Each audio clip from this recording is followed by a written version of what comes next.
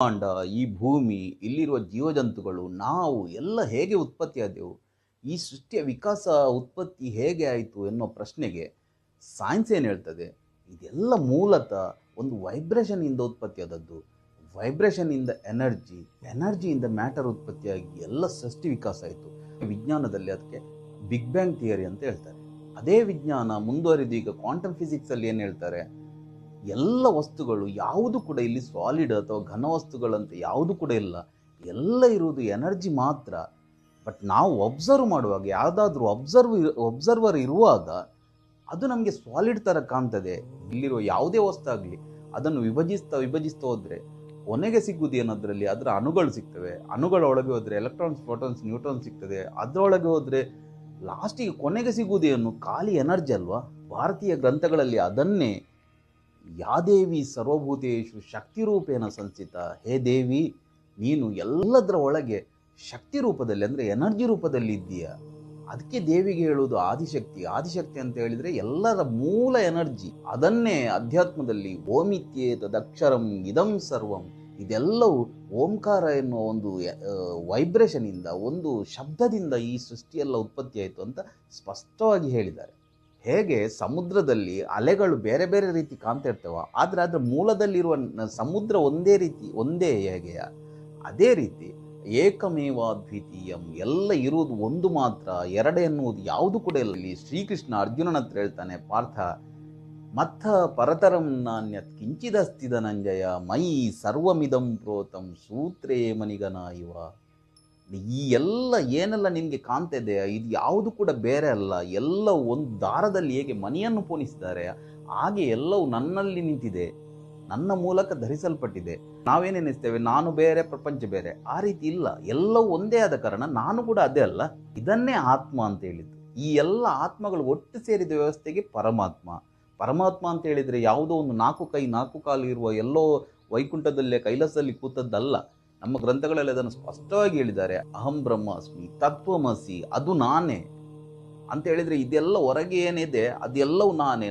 ಆದ್ರಿಂದ ಇದೆಲ್ಲ ಯಾವುದು ಹೊರಗೆ ಇದೆ ಅದು ಮತ್ತು ನಾವು ಯಾವುದು ಕೂಡ ಬೇರೆ ಅಲ್ಲ, ಎಲ್ಲವೂ ಒಂದಕ್ಕೊಂದು ಇಂಟರ್ ಕನೆಕ್ಟೆಡ್ ಆಗಿರುವಂಥ. ಅದೇ ಭಗವದ್ಗೀತೆಯಲ್ಲಿ ಶ್ರೀಕೃಷ್ಣ ಪುನಃ ಹೇಳ್ತಾನೆ, ಯಾರು ಯಾವ ಶಕ್ತಿಗಳನ್ನು ಯಾವ ಇಚ್ಛೆಯನ್ನು ಇಟ್ಕೊಂಡು ಆರಾಧಿಸ್ತಾರ ಆ ಇಚ್ಛೆಯನ್ನು ಅವುಗಳ ಮೂಲಕ ನಾನೇ ಕೊಡ್ತೇನೆ. ಅದರ ಅರ್ಥ ಏನಾಯಿತು, ಅದು ನೀವು ಯಾವುದನ್ನೆಲ್ಲ ಆರಾಧಿಸ್ತೀರಲ್ಲ ಅದು ಯಾವುದು ನಿಮಗೆ ಏನು ಕೊಡುವುದಿಲ್ಲ, ಎಲ್ಲವೂ ಕೊಡುವುದು ಆ ನಾನೇ. ನಾನು ಅಂದರೆ ಯಾರು ಹಾಗಾದರೆ ಪ್ರಶ್ನೆ ಬರ್ತದೆ. ಅಯಮಾತ್ಮ ಗುಡಾಕೇಶ ಸರ್ವಭೂತಾಶಯ ಸ್ಥಿತ, ನಾನು ಎಲ್ಲ ಜೀವಿಗಳ ಒಳಗೆ ಇರುವಂಥದ್ದು ಆ ಬೀಜ ಮಾಂ ಸರ್ವಭೂತಾನಾಂ, ಎಲ್ಲ ಜೀವಿಗಳ ಬೀಜ ನಾನೇ. ಅಥವಾ ಪ್ರಜ್ಞಾನಂ ಬ್ರಹ್ಮ, ಆ ಪ್ರಜ್ಞೆ ಆ ಕಾನ್ಸಿಯಸ್ ಏನಿದೆ ಒಳಗೆ ನಮ್ಮಲ್ಲಿ ಅದು ನಾನೇ. ಎಲ್ಲದರ ಒಳಗೆ ಇರುವಂಥದ್ದು ಎಲ್ಲದರ ಹೊರಗಿರುವಂಥದ್ದು ಎಲ್ಲವೂ ನಾನೇ. ಆದ್ದರಿಂದ ನಾವು ಯಾವುದನ್ನು ದೇವರು ಅಂತ ತಿಳ್ಕೊಂಡಿದ್ದೇವೋ ಅದು ಎಲ್ಲೋ ಹೊರಗೆ ಇಲ್ಲ, ಅದು ನಮ್ಮಲ್ಲಿರುವುದು. ಅದಕ್ಕೆ ನಿರ್ಗುಣ ನಿರಾಕಾರ, ಅದಕ್ಕೆ ಯಾವುದೇ ಗುಣ ಇಲ್ಲ, ಅದಕ್ಕೆ ಯಾವುದೇ ರೂಪ ಇಲ್ಲ. ಅದನ್ನು ನೀವು ಯಾವ ಹೆಸರಿಂದ ಬೇಕಾದರೂ ಕರೆಯಿರಿ, ಅದಕ್ಕೆ ಪರಮಾತ್ಮ ಅಂತೇಳಿ, ಭಗವಂತ ಅಂತೇಳಿ, ಯೂನಿವರ್ಸಲ್ ಕಾನ್ಸಿಯಸ್ ಅಂತೇಳಿ, ಸಬ್ ಕಾನ್ಸಿಯಸ್ ಅಂತೇಳಿ, ಅಥವಾ ಒಳಗಿರುವ ಪ್ರಜ್ಞೆ ಅಂತೇಳಿ. ಆ ಹೊರಗಿನ ಬ್ರಹ್ಮಾಂಡದಲ್ಲಿ ಅದು ಯಾವ ರೀತಿ ವರ್ಕ್ ಮಾಡ್ತಾ ಇದೆ, ಎಷ್ಟು ಪರ್ಟಿಕ್ಯುಲರ್ ಆಗಿ ವರ್ಕ್ ಮಾಡ್ತಿದೆ, ನಮ್ಮ ದೇಹದಲ್ಲಿ ಕೂಡ ಅದೇ ರೀತಿ ವರ್ಕ್ ಮಾಡ್ತಾ ಇದೆ. ಅದು ನಮ್ಮ ದೇಹದ ಒಳಗೆ ಏನು ವರ್ಕ್ ಆಗ್ತಿದೆ, ಆ ಭೂಮಿ ಮೇಲಿನ ಯಾವ ಫ್ಯಾಕ್ಟ್ರಿಯಲ್ಲಿ ಕೂಡ ಅಂಥ ವರ್ಕ್ ಆಗ್ಲಿಕ್ಕಿಲ್ಲ, ಅಷ್ಟು ವರ್ಕ್ ಆಗ್ತಿದೆ. ಅದನ್ನೆಲ್ಲ ನಡೆಸುವುದು ಯಾವುದು, ಏನೋ ಒಂದು ಇದೆ ಅಲ್ಲ, ಅಂಥ ಅದ್ಭುತವಾದ ನಮ್ಮೊಳಗಿರುವ ಹೊರಗಿರುವ ಆ ಶಕ್ತಿಯನ್ನು ನಿಮಗೆ ಟಚ್ ಮಾಡಲಿಕ್ಕೆ ಆದರೆ, ಅದಕ್ಕೆ ನಿಮ್ಮ ಪ್ರಾರ್ಥನೆಯನ್ನು ಅಥವಾ ನಿಮ್ಮ ಸಜೆಷನನ್ನು, ನಿಮ್ಮ ಏನು ಬೇಕಾ ನಿಮಗೆ ಆ ಬಯಕೆಯನ್ನು ನಿಮಗೆ ಮುಟ್ಟಿಸ್ಲಿಕ್ಕೆ ಆದರೆ, ನಿಮಗೆ ಈ ಪ್ರಪಂಚದಲ್ಲಿ ಯಾವುದು ಕೂಡ ಅಸಾಧ್ಯ ಎನ್ನುವ ಮಾತಿಲ್ಲ. ಪುರಾಣದಲ್ಲಿ ಕೂಡ ಅದ್ಭುತವಾದ ಕೆಲವು ಕಾನ್ಸೆಪ್ಟ್ ಬರ್ತದೆ, ಕಾಮಧೇನು, ಕಲ್ಪವೃಕ್ಷ ಮತ್ತು ಚಿಂತಾಮಣಿ ಅಂತ. ಈ 3 ಕಾನ್ಸೆಪ್ಟಿನ ಅರ್ಥ ಏನು ಗೊತ್ತಾ, ನಮ್ಮ ಡಿಸೈರ್, ನಮ್ಮ ಚಿಂತನೆ ಯೋಚನೆ, ನಮ್ಮ ಕಲ್ಪನೆ, ನಾವು ಏನು ಕೇಳ್ತೇವೋ ಅದನ್ನು ನಮಗೆ ಕೊಡ್ತಾ ಇರ್ತದೆ ಆ ಶಕ್ತಿ. ದೇವಸ್ಥಾನದಲ್ಲಿ ಕೂಡ ದೇವರ ಮೂರ್ತಿಯನ್ನು ಹೀಗೆ ಮಾಡುವುದು ಅದೇ ಕಾರಣಕ್ಕೆ ಅಂತ ಹೇಳಿದರೆ, ಆ ಶಕ್ತಿಗೆ ಯಾವುದೇ ಭೇದ ಭಾವ ಇರೋದಿಲ್ಲ, ಏನಿಲ್ಲ. ನೀವು ಏನು ಕೇಳ್ತೀರಾ ಅದನ್ನು ಅದು ಕೊಡ್ತದೆ. ನಾವು ಏನು ಕೇಳ್ತೇವೋ ಅದು ಒಳ್ಳೆಯದಾಗಿರ್ಬೋದು ಕೆಟ್ಟದಾಗಿರ್ಬೋದು, ಅದನ್ನು ಆ ಶಕ್ತಿ ಕೊಡ್ತಾ ಇರ್ತದೆ ನಮಗೆ. ಅದರ ಕೆಲಸ ಅದೇ. ಹಾಗಾದರೆ ನಾವು ಆ ಶಕ್ತಿಗೆ ನಮ್ಮ ಪ್ರಾರ್ಥನೆಯನ್ನು ಮುಟ್ಟಿಸಲಿಲ್ಲ ಇಷ್ಟರವರೆಗೆ, ಅಥವಾ ನಾವು ಅದನ್ನು ಟಚ್ ಮಾಡೋದಿಲ್ಲ, ಯಾಕೆ ಅದು ನಮ್ಮ ಮಾತನ್ನು ಕೇಳೋದಿಲ್ಲ? ಹಾಗೇನಿಲ್ಲ. ಅದು ಕೇಳ್ತಾ ಇರ್ತದೆ. ನಾನು ತುಂಬ ವಿಡಿಯೋದಲ್ಲಿ ಹೇಳಿದ್ದೇನೆ, ಏನು ಗೊತ್ತಾ, ನಮ್ಮ ದೇಹದಷ್ಟು ಸೊಫೆಸ್ಟಿಕೇಟೆಡ್ ಆದ ಮತ್ತು ಕಾಂಪ್ಲಿಕೇಟೆಡ್ ಆದ ಮೆಷಿನ್ ಭೂಮಿ ಮೇಲೆ ಎಲ್ಲೂ ಕೂಡ ಇಲ್ಲ. ಆದರೆ ನಮಗೇನಾಗಿದೆ, ಅದು ಧರ್ಮಕ್ಕೆ ಸಿಕ್ಕಿದೆ, ನಮಗೆ ಅದನ್ನು ಹೇಗೆ ಆಪರೇಟ್ ಮಾಡಬೇಕು ಗೊತ್ತಿಲ್ಲ, ನಾವು ಅದಕ್ಕೆ ರಾಂಗ್ ಪ್ರೋಗ್ರಾಮಿಂಗ್ ಮಾಡ್ತಾ ಇರ್ತೇವೆ. ನಮ್ಮ ಜೀವನ ಈಗ ಏನಿದೆಯಾ ಅದು ನಮ್ಮ ಫಾಸ್ಟ್ ಟೆನ್ಸಲ್ಲಿ, ನಮ್ಮ ಭೂತಕಾಲದಲ್ಲಿ ನಾವು ಮಾಡಿದ ರಾಂಗ್ ಫೀಡಿಂಗಿಂದಾಗಿ. ಈಗ ನಾವು ಏನು ಫೀಡಿಂಗ್ ಮಾಡ್ತೇವೋ ಅದರಿಂದ ನಮ್ಮ ಭವಿಷ್ಯವನ್ನು ನಾವು ಚೇಂಜ್ ಮಾಡ್ಬೋದು. ಅಂದರೆ ಇವತ್ತು ನೀವು ಇದನ್ನೆಲ್ಲ ಮಾಡಿದರೆ ನಾಳೆ ನಿಮಗೆ ರಿಸಲ್ಟ್ ಬರ್ತದೆ ಅಂತಲ್ಲ, ಆದರೆ ಏನು ನಿಮ್ಮ ಭವಿಷ್ಯ ಇದೆಯಲ್ಲ, ನಿಮ್ಮ ಜೀವನವನ್ನು ನೀವು ನಿಮಗೆ ಬೇಕಾದಾಗೆ ಚೇಂಜ್ ಮಾಡ್ಬೋದು. ಅದನ್ನು ನಿಮ್ಮ ಒಳಗೆ ಇರುವ ಆ ಶಕ್ತಿಯನ್ನು ನೀವು ಖಾಲಿ ಗುರುತಿಸಿ ಅದರಲ್ಲಿ ನಿಮ್ಮ ಬಯಕೆಯನ್ನು ಹೇಳ್ಕೊಂಡ್ರೆ ಅದು ನಿಮ್ಮ ಎಲ್ಲ ಬಯಕೆಗಳನ್ನು ಪೂರ್ತಿ ಮಾಡ್ತದೆ. ಸಮಸ್ಯೆ ಏನು ಗೊತ್ತಾ, ನಾನು ಆಗಲೇ ಹೇಳಿದೆಲ್ಲ, ಅದು ನಿರ್ಗುಣ ನಿರಾಕಾರ, ಅದಕ್ಕೆ ಯಾವುದೇ ಸ್ವಂತ ಡಿಸಿಷನ್ ಇಲ್ಲ. ಹೇಗೆ ವಿದ್ಯುತ್ ಕರೆಂಟ್ ಇದೆಯಾ, ಕರೆಂಟಿಗೆ ಅದಕ್ಕೆ ಯಾವುದೇ ಸ್ವಂತ ಗುಣ ಇರೋದಿಲ್ಲ. ಅದಕ್ಕೆ ನೀವು ಬಲ್ಬ್ ಕನೆಕ್ಟ್ ಮಾಡಿದರೆ ಲೈಟ್ ಬರ್ತದೆ, ಫ್ಯಾನ್ ಕನೆಕ್ಟ್ ಮಾಡಿದರೆ ಗಾಳಿ ಬರ್ತದೆ, ಎ ಸಿ ಕನೆಕ್ಟ್ ಮಾಡಿದರೆ ಕೂಲ್ ಆಗ್ತದೆ, ಹೀಟರಿಗೆ ಕನೆಕ್ಟ್ ಮಾಡಿದರೆ ಬಿಸಿ ಆಗ್ತದೆ. ಅದಕ್ಕೆ ಯಾವುದೇ ಸ್ವಂತ ಗುಣ ಅಂತ ಹೇಳುವುದಿಲ್ಲ. ಈ ಸಬ್ಕಾನ್ಷಿಯಸ್ ಮೈಂಡಿಗೆ ಕೂಡ ಹಾಗೆ, ಅದಕ್ಕೆ ಯಾವುದು ಸರಿ, ಯಾವುದು ತಪ್ಪು, ಯಾವುದು ಸತ್ಯ, ಯಾವುದು ಸುಳ್ಳು, ಅದಕ್ಕೆ ಯಾವುದು ಗೊತ್ತಿರೋದಿಲ್ಲ. ನೀವು ಕೆಲವೆಲ್ಲ ಕೇಳಿರ್ಬೋದು, ಕೆಲವರಿಗೆ ಕೆಲವು ಜಾಗದಲ್ಲಿ ಹೋದರೆ, ಕೆಲವು ದೇವರ ಹತ್ರ ಹೋದರೆ, ಅಥವಾ ಯಾವುದಾದ್ರೂ ಹರಕೆ ಹೇಳಿದರೆ ಅವರ ಕೆಲಸ ಆಗ್ತದೆ ಎಲ್ಲ. ಅವ್ರು ಹೇಳ್ತಾರೆ ಅಲ್ಲಿ ಹೋದರೆ ಎಲ್ಲ ಕೆಲಸ ಆಗ್ತದೆ. ಅಲ್ಲಿ ಲಕ್ಷಾಂತರ ಜನ ಹೋಗ್ತಾರೆ, ಎಲ್ಲರ ಕೆಲಸ ಆಗೋದಿಲ್ಲ, ಕೆಲವರದ್ದು ಮಾತ್ರ ಆಗ್ತದೆ. ಅದೇ ರೀತಿ ಕೆಲವೆಲ್ಲ ಕತೆ ಕೇಳಿರ್ಬೋದು, ಅಲ್ಲಿ ಏನಾದರೂ ಕೆಟ್ಟದ ಕೆಲಸ ಮಾಡಿದವ ರಕ್ತಕಾರಿ ಸತ್ತ, ಹುಚ್ಚು ಹಿಡಿದು ಸತ್ತ. ಇದೆಲ್ಲ ಯಾಕೆ ಆಗ್ತದೆ? ನಮ್ಮ ದೇಶದ ಮೇಲೆ ದಾಳಿ ಮಾಡಿ ಎಷ್ಟೋ ಜನ ಎಷ್ಟೋ ದೊಡ್ಡ ದೊಡ್ಡ ದೇವಸ್ಥಾನಗಳನ್ನೆಲ್ಲ ಒಡೆದಾಕಿದ್ದಾರೆ, ಅವರಿಗೆ ಏನಾಗಲಿಲ್ಲ. ಆದರೆ ಕೆಲವರಿಗೆ ಮಾತ್ರ ಯಾಕೆ ಆಗ್ತದೆ ಅಂತ ಹೇಳಿದರೆ, ಈ ಸಬ್ಕಾನ್ಷಿಯಸ್ ಮೈಂಡ್ ಉಂಟಲ್ಲ, ಸಬ್ಕಾನ್ಷಿಯಸ್ ಮೈಂಡಲ್ಲಿ ಅವರಿಗೆ ಆ ಭಯ ಇರ್ತದೆ. ನಾನು ತಪ್ಪು ಮಾಡಿದೆ ಅಥವಾ ಆ ದೇವರು ನಮ್ಮನ್ನು ಶಿಕ್ಷಿಸ್ಬೋದು, ಈ ರೀತಿ ಭಯ ಬಂದ ಕೂಡಲೇ ಕಾನ್ಷಿಯಸ್ ಮೈಂಡ್ ಅದನ್ನು ಒಪ್ಪಿಕೊಳ್ತದೆ. ಕಾನ್ಷಿಯಸ್ ಮೈಂಡ್ ಒಮ್ಮೆ ಒಪ್ಪಿಕೊಂಡ ಕೂಡಲೇ ಸಬ್ಕಾನ್ಷಿಯಸ್ ಮೈಂಡ್ ಅದನ್ನು ಲಿಟ್ರಲಿ ಆಕ್ಸೆಪ್ಟ್ ಮಾಡ್ತದೆ. ಅದು ನಿಮ್ಮ ಜೀವನದಲ್ಲಿ ಅದೇ ರೀತಿ ಆಗ್ತದೆ. ಹಾಗಾದರೆ ಪುನಃ ಅದೇ ಪ್ರಶ್ನೆ ಬರ್ತದೆ, ಯಾಕೆ ಕೆಲವರು ಜೀವನದಲ್ಲಿ ಎಲ್ಲ ರೀತಿಯ ಸಕ್ಸಸ್ಸನ್ನು ಪಡೀತಾರೆ, ಕೆಲವರು ಯಾಕೆ ಅವರದ್ದು ಯಾವತ್ತೂ ನೋವು, ದುಃಖ, ಬಡತನ ಅವರ ಬೆನ್ನು ಬಿಡುವುದಿಲ್ಲ? ಇದಕ್ಕೆ ಎಲ್ಲ ಪ್ರಶ್ನೆಗೆ ಉತ್ತರ ಒಂದೇ, ನಮ್ಮ ಸಬ್ಕಾನ್ಷಿಯಸ್ ಮೈಂಡಿಗೆ ನಾವು ಮಾಡುವ ರಾಂಗ್ ಫೀಡಿಂಗ್. ಜೀವನದಲ್ಲಿ ಯಶಸ್ಸು ಪಡೆಯದ ವ್ಯಕ್ತಿಗಳು ಮತ್ತು ಯಶಸ್ಸು ಪಡೆದ ವ್ಯಕ್ತಿಗಳು ಇಬ್ಬರನ್ನ ಅವರ ಜೀವನ ಚರಿತ್ರೆಯನ್ನು ಓದಿ ಅಥವಾ ಅವರ ಹತ್ರ ಮಾತಾಡಿ ನಿಮಗೆ ಸ್ಪಷ್ಟವಾಗಿ ಗೊತ್ತಾಗ್ತದೆ, ಅವರ ಥಿಂಕಿಂಗ್ ಪ್ಯಾಟರ್ನಿಗೆ, ಅವರ ಯೋಚಿಸುವ ರೀತಿಗೆ, ಆ ಎಲ್ಲದಕ್ಕೂ ಅಜಗಜಾಂತರ ವ್ಯತ್ಯಾಸ ಇರ್ತದೆ. ಯಾರು ಅಸಫಲರಾಗಿರ್ತಾರೆ ಜೀವನದಲ್ಲಿ, ಅವರು ತಮ್ಮ ಕಂಫರ್ಟ್ ಝೋನಿಂದ ಹೊರಗೆ ಬರುವುದಿಲ್ಲ. ಅವರದ್ದು ಕೆಲವು ಸಿದ್ಧ ಪ್ಯಾಟರ್ನ್ ಇರ್ತದೆ. ಅವರು ತಾವಾಗಿ ಯಾವುದನ್ನು ಮುನ್ನುಗ್ಲಿಕ್ಕೆ ಅವರಿಗೆ ಆ ಕಾನ್ಫಿಡೆನ್ಸ್ ಇರುವುದಿಲ್ಲ. ತಮ್ಮ ನೆರೆಮನೆಯವನ, ತಮ್ಮ ಸಂಬಂಧಿಕನ, ಯಾರಾದರೂ ಜೀವನದಲ್ಲಿ ತುಂಬ ಮುಂದುವರಿದಿದ್ದವ ಯಾವುದಾದ್ರೂ ಲಾಸ್ ಆದರೆ ಅಥವಾ ಜೀವನದಲ್ಲಿ ಬಿದ್ದರೆ ಅವರದನ್ನು ತುಂಬ ಎಂಜಾಯ್ ಮಾಡ್ತಾರೆ. ತುಂಬ ಜನರ ಹತ್ರ ಹೇಳ್ತಾರೆ, ನೋಡಿ ಅವನು ಎಷ್ಟೆಲ್ಲ ಹಾರಾಡ್ತಿದ್ದ, ನೋಡಿ ಹೇಗೆ ಆಯಿತು, ಅದಕ್ಕೆ ಆ ರೀತಿ ರಿಸ್ಕ್ ತಗೊಳ್ಳೋ ಅಗತ್ಯ ಏನಿತ್ತು, ಈ ರೀತಿ ಎಲ್ಲ ತಾವು ದೊಡ್ಡ ಬುದ್ಧಿವಂತರ ಥರ ಮಾತಾಡ್ತಾರೆ. ಅವರಿಗೆ ಗೊತ್ತಿಲ್ಲ ಸಬ್ಕಾನ್ಷಿಯಸ್ ಮೈಂಡ್ ಅದನ್ನು ರಾಂಗ್ ರೀತಿ ತಗೊಳ್ತದೆ, ಬೇರೆ ರೀತಿಯಲ್ಲಿ. ಅಂದರೆ ನೀನು ರಿಸ್ಕ್ ತಗೊಳ್ಳಿಕ್ಕೆ ಹೋದರೆ ನಿಂಗೆ ಹೀಗೆ ಆಗ್ತದೆ, ಜೀವನದಲ್ಲಿ ಯಶಸ್ಸು ಪಡೆಯಲಿಕ್ಕೆ ಹೋದರೆ ನಿಂಗೆ ಹೀಗೆ ಆಗ್ತದೆ, ಈ ರೀತಿ ಎಲ್ಲ ಆದ ಕಾರಣ ಅವ್ರು ಪ್ರತಿ ಸಲ ಸೋಲ್ತಿರ್ತಾರೆ. ಅವ್ರಿಗೆ ಗೊತ್ತೇ ಆಗೋದಿಲ್ಲ, ಅವರು ಏನೆಲ್ಲ ಮಾಡಲಿಕ್ಕೆ ನೋಡ್ತಾರೆ ಅವರಿಗೆ ಆಗೋದಿಲ್ಲ. ಅವ್ರ ಹತ್ರ ನೀವು ಮಾತಾಡಿ ನೋಡಿದರೆ ಅವರು ಪ್ರತಿಯೊಂದಕ್ಕೂ ಬೇರೆಯವರನ್ನು ದೂರ್ತಾ ಇರ್ತಾರೆ. ನನಗೆ ಅಪ್ಪ ಅಮ್ಮ ಏನು ಮಾಡಿಡಲಿಲ್ಲ, ಅಥವಾ ನಮಗೆ ಸರ್ಕಾರ ಏನು ಕೊಡಲಿಲ್ಲ, ಅಥವಾ ನಮಗೆ ಬೇರೆ ಯಾರು ಹೆಲ್ಪ್ ಮಾಡಿಲ್ಲ. ಅಂದರೆ ಅವ್ರು ಪ್ರತಿ ಸಲ ಬೇರೆಯವರಿಂದ ಏನಾದರೂ ಹೆಲ್ಪ್ ಸಿಗ್ತದ ಅಂತ ಕಾಯ್ತಾ ಇರ್ತಾರೆ. ಯಾವುದಾದ್ರು ಸರ್ಕಾರದಿಂದ ಸಿಗಲಿ, ಅಥವಾ ಎಲ್ಲಿಯಾದರೂ ಆಸ್ತಿಯ ಪಾಲು ಸಿಗಲಿ, ಅಥವಾ ಯಾರಾದರೂ ಹಣವಂತರು ನಮಗೆ ಕೊಡಲಿ, ಅಥವಾ ಯಾರಾದರೂ ಪಂಡಿತರ ಮಂತ್ರವಾದಿಗಳ ಬಂದು ನಮ್ಮ ಜೀವನದಲ್ಲಿ ಮ್ಯಾಜಿಕ್ ಮಾಡಲಿ, ಈ ರೀತಿ ಹೊರಗಿಂದಲೇ ಎಕ್ಸ್ಪೆಕ್ಟ್ ಮಾಡ್ತಾ ಇರ್ತಾರೆ. ತಾವು ಏನಾದರೂ ಮಾಡುವ, ತಾವು ಏನಾದರೂ ರಿಸ್ಕ್ ತಗೊಳ್ಳುವ, ಈ ರೀತಿಯ ಥಿಂಕಿಂಗ್ ಪ್ರೊಸೆಸ್ ಅವರಲ್ಲಿ ಇರುವುದಿಲ್ಲ. ಮತ್ತು ಕೆಲವು ರೆಡಿಮೇಡ್ ಸ್ಲೋಗನ್ ಇರ್ತದೆ ಅವರ ಹತ್ರ, ಹಾಸಿಗೆದ್ದಷ್ಟೇ ಕಾಲು ಚಾಚಬೇಕು, ಕೈ ಕೆಸರಾದರೆ ಬಾಯಿ ಮೊಸರಾಗುವುದು, ಈ ರೀತಿಯ ಮೆಂಟಾಲಿಟಿ ಖಾಲಿ ಬಡವರ ಹತ್ರ ಅಥವಾ ಅನ್ಎಜುಕೇಟೆಡ್ ಹತ್ರ ಹಾಗೇ ಇದೆ ಅಂತ ತಿಳ್ಕೊಳ್ಬೇಡಿ. ನಮ್ಮ ದೇಶದ ಹೆಚ್ಚು ಜನರ ಮನಸ್ಥಿತಿ ಅದೇ ರೀತಿ ಇರ್ತದೆ. ಸರ್ದಾರ್ ಪಟೇಲ್ರ ವರ್ಲ್ಡಲ್ಲಿ ದೊಡ್ಡ ಸ್ಟ್ಯಾಚ್ಯೂ ಮಾಡುವಾಗ ಕೂಡ ಎಲ್ಲ ಪತ್ರಿಕೆಗಳಲ್ಲಿ, ಜನರಲ್ಲಿ, ಪೊಲಿಟಿಷಿಯನ್ಸ್ ಅದೇ ಮಾತಾಡ್ತಿದ್ರು, ನಮ್ಮ ದೇಶದಲ್ಲಿ ಇಷ್ಟು ಬಡತನ ಇರುವಾಗ ಯಾಕೆ ಬೇಕಿತ್ತಿದೆಲ್ಲ, ಈ ರೀತಿ ಎಲ್ಲ ಕೇಳ್ತಾ ಇರ್ತಾರೆ. ಮೊನ್ನೆ ಕೋವಿಡ್ ವ್ಯಾಕ್ಸಿನ್ ಬೇರೆ ದೇಶಗಳಿಗೆ ಕೊಡುವಾಗ ಕೂಡ ಹಾಗೆ, ಯಾಕೆ ಕೊಡಬೇಕು ಬೇರೆಯವರಿಗೆ, ನಮ್ಮಲ್ಲಿ ಮೊದಲು ಕೊಡಬೇಕಲ್ಲ ಅಂತ ಹೇಳಿದರೆ, ಒಂದು ಇಂಟರ್ನ್ಯಾಷನಲ್ ರಿಲೇಷನ್ಸ್ ಅಂತೇನು, ಬೇರೆ ದೇಶಗಳೊಟ್ಟಿಗೆ ನಾವು ಹೇಗೆ ಕಾಂಪೀಟ್ ಮಾಡ್ಬೋದು, ಬೇರೆ ದೇಶಗಳೊಟ್ಟಿಗೆ ನಮ್ಮ ದೇಶ ಹೇಗೆ ಶೈನ್ ಆಗ್ತಿದೆ, ಹೆಸರು ಮಾಡಿದ್ದು ಹೇಗೆ, ಈ ರೀತಿ ಯಾವುದೇ ಯೋಚನೆ ಬರೋದಿಲ್ಲ. ಮಾತಾಡಿದರೆ ಬಡತನ ಅದೇ ಮಾತಾಡ್ತಾ ಇರ್ತಾರೆ. ಆದರೆ ತಮ್ಮ ಮನೆಯಲ್ಲಿ ಮೆಹಂದಿ ಮಾಡುವಾಗ, ತಮ್ಮ ಮನೆಯಲ್ಲಿ ಪಾರ್ಟಿ ಮಾಡುವಾಗ, ಅಥವಾ ಮಟನ್ ತಿನ್ನುವಾಗ, ದೊಡ್ಡ ದೊಡ್ಡ ಬಜೆಟ್ನ ಪಿಕ್ಚರ್ ನೋಡುವಾಗ, ಆಗ ಯಾವಾಗ ಕೂಡ ಇವರಿಗೆ ಬಡವರ ನೆನಪು ಬರೋದಿಲ್ಲ. ಖಾಲಿ ಯಾರಾದರೂ ಏನಾದರೂ ಅಚೀವ್ ಮಾಡ್ತಾ ಇದ್ರೆ ಅಥವಾ ನಮ್ಮ ದೇಶ ಏನಾದರೂ ವಿಕಾಸ ಆಗ್ತಾ ಇದ್ರೆ ಅದಕ್ಕೆ ಅಡ್ಡಗಾಲು ಹಾಕ್ಲಿಕ್ಕೆ ನೋಡ್ತಾರೆ. ಯಾವುದನ್ನೇ ಆಗಲಿ ಒಂದು ಹೊಸತನ್ನು ಕಲಿಬೇಕು, ಹೊಸತನ್ನು ತಿಳ್ಕೊಳ್ಬೇಕು, ಈ ರೀತಿಯ ಯಾವ ಇಂಟ್ರೆಸ್ಟ್ ಕೂಡ ಇರುವುದಿಲ್ಲ ಅವ್ರ ಹತ್ರ. ಏನಾದರೂ ಹೊಸತು ಕಲೀರಿ ಅಂತ ಹೇಳಿದ್ರೆ ಯಾರಿಗೆ ಬೇಕು, ನಮಗೆ ಏನಾದರೂ ಬೇಕಾದರೆ ಯೂಟ್ಯೂಬಲ್ಲಿ ಗೂಗಲಲ್ಲಿ ಹುಡುಕ್ಬೋದಲ್ಲ, ಈ ರೀತಿಯೆಲ್ಲ ಥಿಂಕಿಂಗ್ ಇರ್ತಾರೆ. ಆದರೆ ಅವರಿಗೆ ಅಷ್ಟು ಕೂಡ ಗೊತ್ತಿರೋದಿಲ್ಲ. ಗೂಗಲಲ್ಲಾಗಲಿ ಯೂಟ್ಯೂಬಲ್ಲಾಗಲಿ ಯಾರಾದರೂ ಒಬ್ಬ ಇನ್ಫಾರ್ಮೇಷನನ್ನು ಹಾಕಿರ್ಬೇಕಲ್ಲ, ಅವ ಸ್ಟಡಿ ಮಾಡಿರ್ಬೇಕಲ್ಲ. ಹಾಗಾದರೆ ನಾವೇ ಯಾಕೆ ಸ್ಟಡಿ ಮಾಡಬಾರ್ದು, ಅಥವಾ ನಾವೇ ಯಾಕೆ ಆ ಇನ್ಫಾರ್ಮೇಷನನ್ನು ಬೇರೆಯವರಿಗೆ ಕೊಡಬಾರ್ದು? ಇಂಥ ಯೋಚನೆ ಎಲ್ಲ ಬರುವುದೇ ಇಲ್ಲ ಅವರಿಗೆ. ಒಂದು ಸರಿಯಾಗಿ ನೆಗಡ್ಲಿಕ್ಕೂ ಕೂಡ ಹೆದರ್ತಾರೆ ಅವರು. ನೆಗಡಿದ ಕೂಡಲೇ ಹೇಳ್ತಾರೆ ಜಾಸ್ತಿ ನೆಗಡಬೇಡ, ನೆಗಡಿದ ಮೇಲೆ ದುಃಖ ಬರ್ತದೆ ಅಂತ. ಒಂದು ವೇಳೆ ಅವರ ಲೈಫಲ್ಲಿ ಏನಾದರೂ ಮತ್ತೆ ದುಃಖ ಬಂದರೆ ಪುನಃ ಹೇಳ್ತಾರೆ, ನಾನು ಆವಾಗಲೇ ಹೇಳಿದ್ದೇನಲ್ಲ ಈಗ ಜಾಸ್ತಿ ನೆಗಡಬೇಡ, ದುಃಖ ಬರ್ತದೆ ಅಂತ. ನೋಡಿ ಹಾಗೆ ಆಯಿತು, ನನ್ನ ಲೈಫಲ್ಲಿ ಹಾಗೆ ಆಗ್ತದೆ. ಈ ರೀತಿಯೆಲ್ಲ ಅವರು ಅದನ್ನು ಎಂಜಾಯ್ ಮಾಡ್ತಾರೆ. ತಮ್ಮ ಕಷ್ಟವನ್ನು, ತಮ್ಮ ದುಃಖವನ್ನು ಬೇರೆಯವರಿಗೆ ಹೇಳುವುದು, ಬೇರೆಯವರ ಸಿಂಪತಿ ಗಳಿಸುವುದು, ಇದರಲ್ಲೇ ಅವರು ಎಂಜಾಯ್ ಮಾಡ್ತಾರೆ. ಮತ್ತು ಅವರು ಹಣವನ್ನು ನಿಂದಿಸ್ತಾರೆ. ಯಾರೇ ಆಗಲಿ, ನಮ್ಮ ಮನೆ ಹತ್ರ ಒಬ್ಬ ದೊಡ್ಡ ಮನೆ ಕಟ್ಟಿಸಿದ್ರೆ ಅವ್ನು ನೋಡಿದ ಕೂಡಲೇ ಯಾರ ತಲೆ ಹೊಡೆದಿರ್ಬೇಕವ, ಅದಕ್ಕೆ ಅಷ್ಟು ಹಣ ಮಾಡಿದ. ಅಥವಾ ಯಾರಾದರೂ ಒಂದು ಹುಡುಗಿ ಹಣ ಮಾಡಿದರೆ ಅವಳು ಏನೋ ಬೇಡದ ಕೆಲಸ ಮಾಡಿ ಹಣ ಮಾಡಿರಬೇಕು. ಅವರಿಗೆ ನಿಜವಾಗಿ ಹಣ ಬೇಕಿರ್ತದೆ, ಅವರಿಗೆ ಹಣದ ಆಸೆ ಇರ್ತದೆ. ಆದರೆ ಇಂಟರ್ನಲ್ಲಿ ಅವರು ಹಣವನ್ನು ದ್ವೇಷಿಸ್ತಾರೆ. ಹಣ ಮುಖ್ಯ ಅಲ್ಲ, ಜೀವನದಲ್ಲಿ ಗುಣ ಮುಖ್ಯ, ಈ ರೀತಿ ಎಲ್ಲ ಮಾಡ್ತಾ ಇರ್ತಾರೆ. ಈ ರೀತಿ ಮಾಡುವಾಗ ಅವರ ಸಬ್ಕಾನ್ಷಿಯಸ್ ಮೈಂಡ್ಗೆ ಪದೇ ಪದೇ ರಾಂಗ್ ಪ್ರೋಗ್ರಾಮಿಂಗ್ ಆಗ್ತಾ ಹೋಗಿ ಅವರ ಜೀವನದಲ್ಲಿ ಕಷ್ಟ, ಅಸಫಲತೆ, ನೋವು, ಸಂಕಷ್ಟ ಇದೆಲ್ಲ ಜಾಸ್ತಿ ಆಗ್ತಾ ಹೋಗ್ತದೆ. ನಿಮಗೆ ಗೊತ್ತಿರ್ಬೋದು ನೋಡಿ, ಎಲ್ಲೇ ಆದರೂ ಒಂದು ಮಾರ್ಗದಲ್ಲಿ ಮಾರ್ಗದಲ್ಲಿ ಆಗಲಿ, ಒಂದು ಜಾಗದಲ್ಲಿ ಆಗಲಿ, ತುಂಬ ಕ್ಲೀನ್ ಇದ್ದ ಜಾಗದಲ್ಲಿ ಯಾರಾದರೂ ಹೋಗಿ ಕಸ ಹಾಕ್ತಾರಾ? ಎಲ್ಲಿ ಕಸ ಇರ್ತದ ಅಲ್ಲಿ ಹೋಗಿ ಹಾಕ್ತಾರೆ. ಎಲ್ಲರಿಗೂ ಗೊತ್ತಿರ್ತದೆ ಎಲ್ಲಿ ಕ್ಲೀನ್ ಇರ್ತದೆ ಅಲ್ಲಿ ಕಸ ಹಾಕ್ಲಿಕ್ಕೆ ನಮಗೆ ಧೈರ್ಯ ಬರೋದಿಲ್ಲ, ಎಲ್ಲಿ ಗಲೀಜು ಇರ್ತದೆ ಅಲ್ಲಿ ಹಾಕ್ತೇವೆ.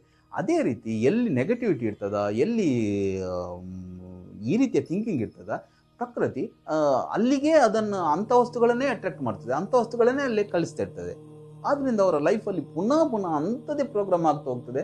ಅದನ್ನೇ ಅವರು ಎಂಜಾಯ್ ಮಾಡ್ತಾರೆ, ಪುನಃ ಅದನ್ನೇ ಹೇಳ್ತಾರೆ. ನನಗೆ ಆ ಜ್ಯೋತಿಷಿ ಹೇಳಿದ್ದ ಅದೇ ರೀತಿ ಆಯಿತು, ನನಗೆ ಈಗ 7.5 ನಡೀತಾ ಉಂಟು, ನನಗೆ ಶನಿ ದೋಷ ಇದೆ, ಅದು ಇದೆ, ಇದು ಇದೆ, ನನಗೆ ಯಾರ ಮಾಟ ಮಾಡಿದ್ದಾರೆ. ಇದೇ ರೀತಿಯ ಥಿಂಕಿಂಗಲ್ಲಿ ಅಲ್ಲೇ ಬಿದ್ದು ಅದರಲ್ಲೇ ಹೊರಳಾಡ್ತಾ ಇರ್ತಾರೆ ಅವರು. ಅದಕ್ಕಿಂತ ಮೇಲೆ ಬರೋ ಯಾವ ಪ್ರಯತ್ನವನ್ನು ಮಾಡೋದಿಲ್ಲ, ಬೇರೆ ಬೇರೆ ರೀತಿಯಲ್ಲಿ ಮಾಡ್ಲಿಕ್ಕೆ ಹೋಗ್ತಾರೆ, ಆದರೆ ಯಾವುದರಲ್ಲೂ ಸಕ್ಸಸ್ ಆಗೋದಿಲ್ಲ ಅವರು.